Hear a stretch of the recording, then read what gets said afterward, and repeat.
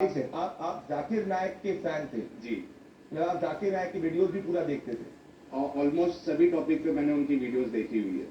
تو آپ صرف اسلام فالو کرتے تھے کہ کیا آپ اسلام کو پروپوگیٹ بھی کرتے تھے؟ میں فالو بھی کرتا تھا اپنی حد تک کا اور اس کو پروپوگیٹ بھی کرتا تھا. ہندوز کے پاس کرسچن کے پاس جو کلیگس ہوتے تھے یا آن لائن فورم ہوتا تھا وہاں پہ میں ان کے ساتھ پروپوگیٹ کرتا تھا, ڈسکشن کرتا تھا, ڈیبیٹس بھی کرتا تھا ان کے ساتھ.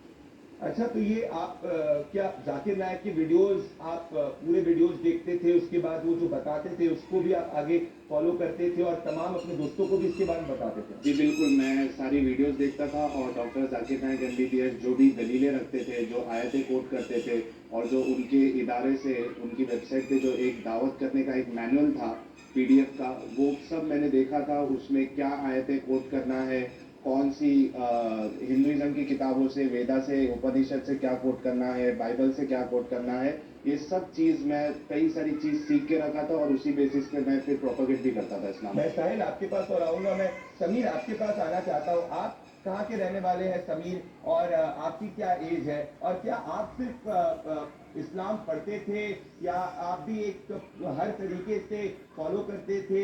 آپ کیا روزہ رکھتے تھے, پوری طریقے سے سب ٹائم کی نماز پڑھتے تھے؟ آپ ذرا اپنے بارے میں بتائیے.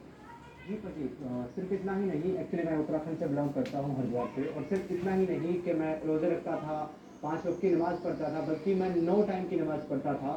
میں ایک تبلیغی جماعت سے جڑا ہوا شخص رہا ہوں. اور آپ تبلیغی جماعت کے ساتھ جڑے ہوئے؟ 18 سال میں نے تبلیغی جماعت کو دیے ہیں. تبلیغی جماعت میں جڑنے کے بعد صرف 5 وقت کی فرض. کون سی ایج سے آپ نے تبلیغی جماعت میں شروع کر دیا تھا؟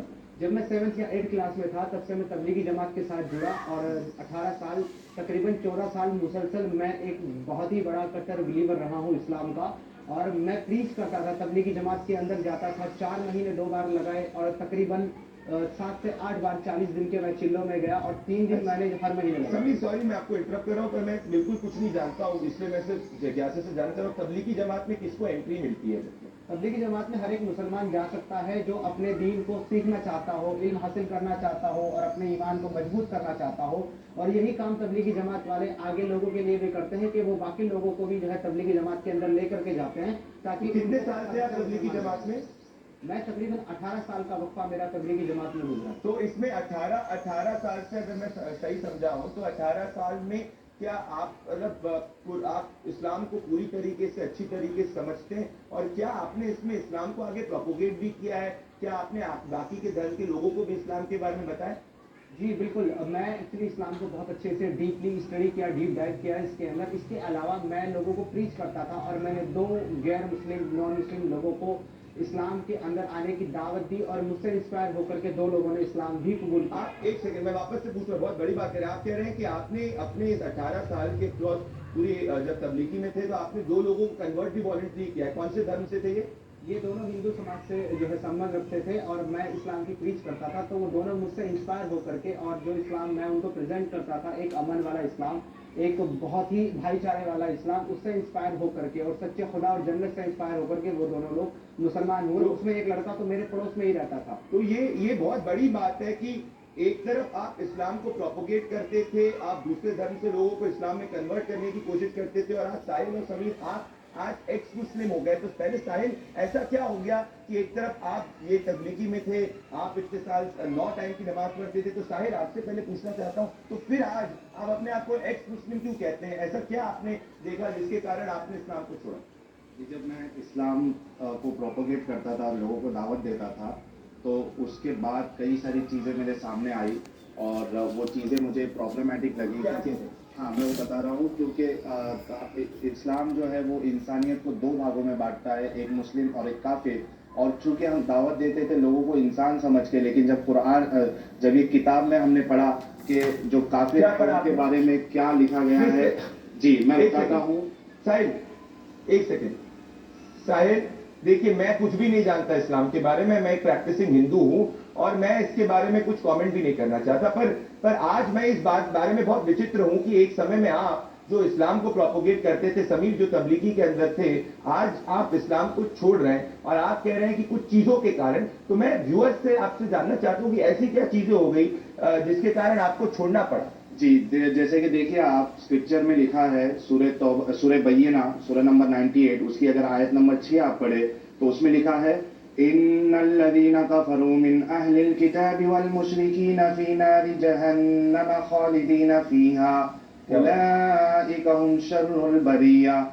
تو اس کا معنی یہ ہے کہ جو لوگ کافر ہیں اہل کتاب اور مشرک وہ دوزخ کی آگ میں پڑیں گے ہمیشہ اس میں رہیں گے.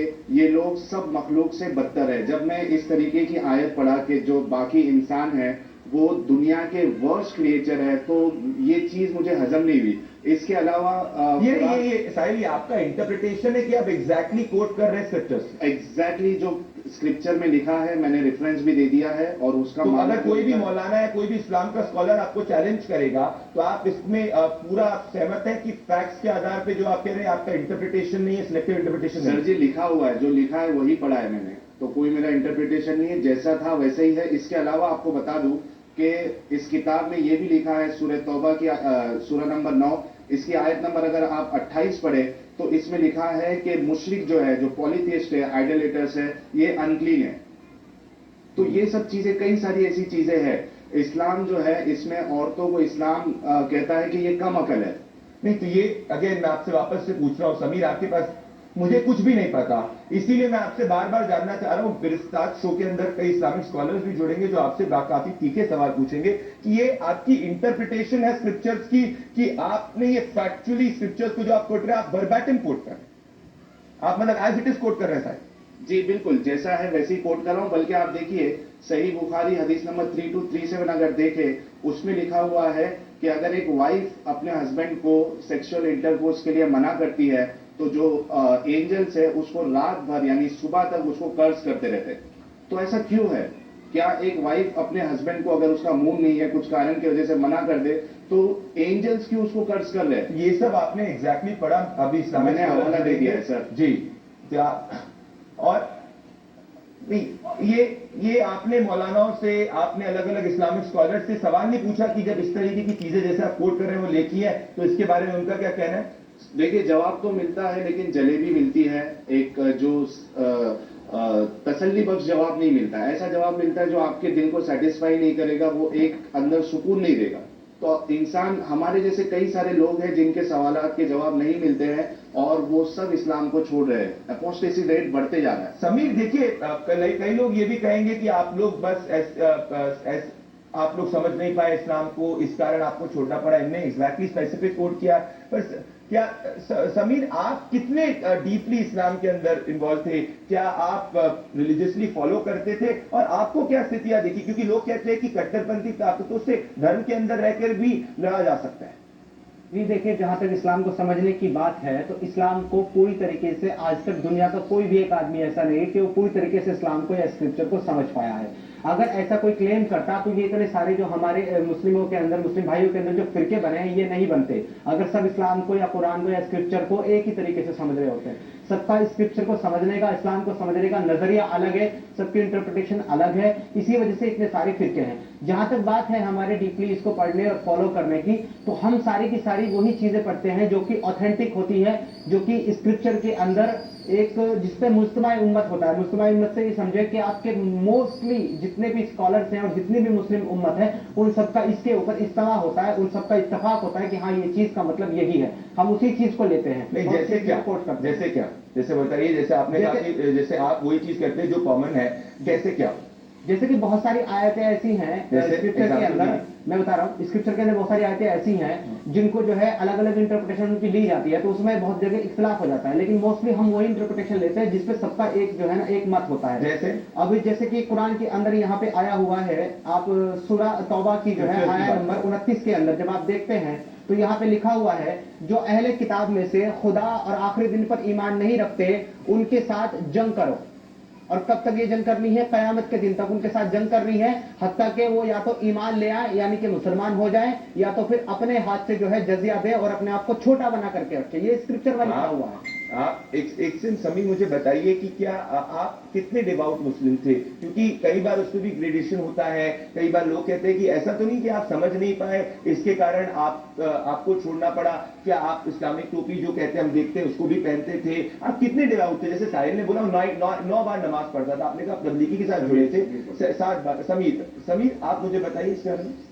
जी, जब मैं तबलीगी जमात से जुड़ा था स्टार्टिंग में, तो मैं जो है उस वक्त इस्लाम के बारे में, स्क्रिप्चर के बारे में, दीन के बारे में कुछ भी नहीं जानता था। लेकिन जैसे तबलीगी जमात के अंदर मैं झुकता गया और डीपली मैं स्टडी करता गया, बहुत सारी मैंने किताबें पढ़ी, जैसे कि मैंने फजाइल अमाल पढ़ी, हिकायत सहाबा पढ़ी, मैंने तफासिर पढ़ी, ट्रांसलेशन पढ़ी, कुरान को मैंने पढ़ना सीखा, उर्दू मैंने पढ़ना सीखा, इसी वजह से कि मैं इस्लाम को अच्छी तरीके से समझ सकूं और उसको अच्छी तरीके से आगे तबलीग कर सकूं, लोगों को इस्लाम के अंदर दाखिल करा सकूं, और जो लोग इस्लाम के अंदर है उनके ईमान को और मजबूत करने के लिए और अपने ईमान को मजबूत करने के लिए काम कर सकूं।